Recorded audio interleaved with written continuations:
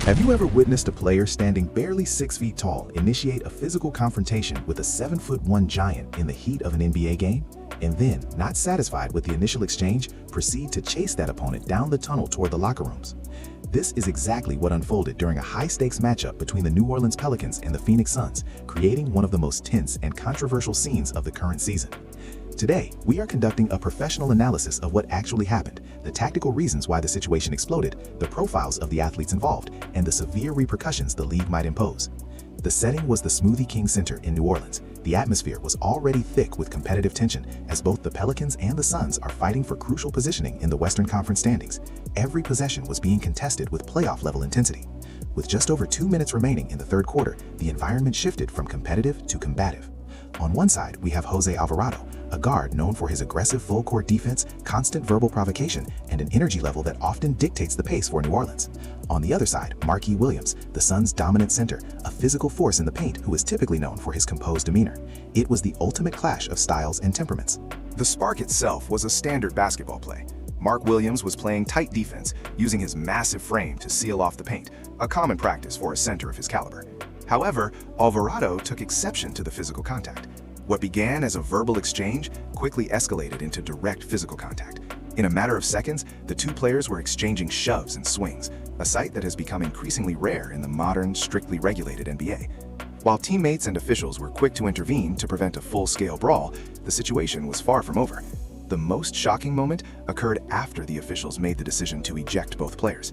As Mark Williams was being escorted toward the Phoenix locker room, Jose Alvarado broke free and sprinted after him, clearly intent on continuing the altercation away from the public eye.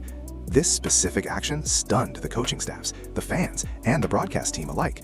While security prevented a second round of violence, the intent behind Alvarado's sprint carries heavy weight in the eyes of the league office. The officiating crew acted with zero hesitation, issuing immediate ejections for both players. The NBA has a long-standing zero-tolerance policy regarding physical violence, especially when it involves attempts to continue a fight outside the field of play. To understand why this happened, we must look at Jose Alvarado's career profile. He has built his reputation on being an emotional pest, a player who gets under the skin of opponents to force turnovers and mental mistakes. It is a high-risk, high-reward style of play that has served the Pelicans well in the past, but in this instance, the line between competitive fire and lack of discipline was clearly crossed. Conversely, Mark Williams represents the stoic archetype. Despite his size advantage, he did not seek to escalate the situation further once the initial scuffle was broken up. He followed protocol by heading to the locker room, a factor that will likely work in his favor during the league's review process.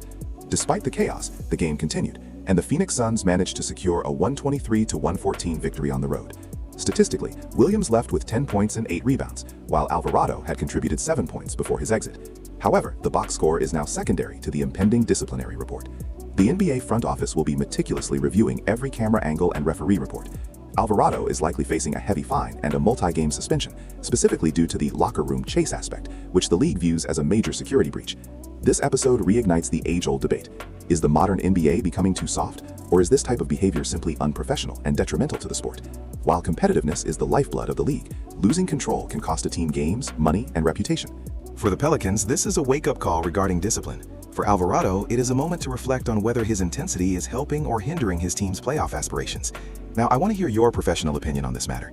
Did Jose Alvarado cross an unforgivable line, or is this the kind of grit the NBA is currently missing? If you were the head coach, how would you handle a player who risks ejection in such a critical game? Share your thoughts in the comments below. Make sure to like this video, subscribe to the channel for more in-depth NBA analysis, and hit the notification bell to stay up to date on the latest league developments.